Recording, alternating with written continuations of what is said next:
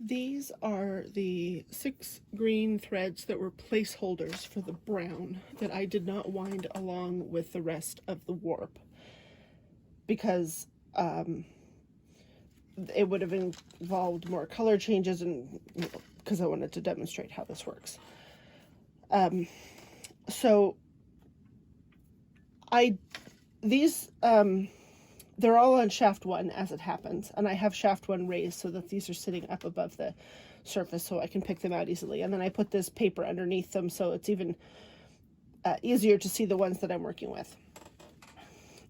And I could either take each one of these brown threads, which I wound as a little tiny chain on my mill, and I have wrapped around a core, which is just living in this shuttle on the floor behind the loom, and then I'll weight the threads.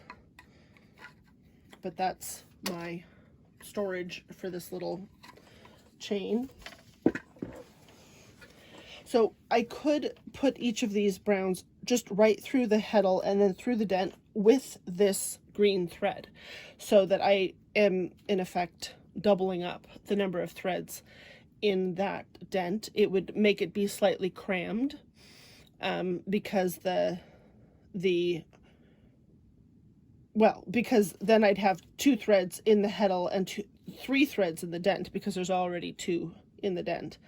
So it would be an extra thick spot. Nothing wrong with that. But I don't really want the brown to wrap around the green, which is what's likely to happen if they're traveling through the heddle together. So I'm going to actually replace them. So what I'm going to do for that is snip each one of these and then tie a brown to it.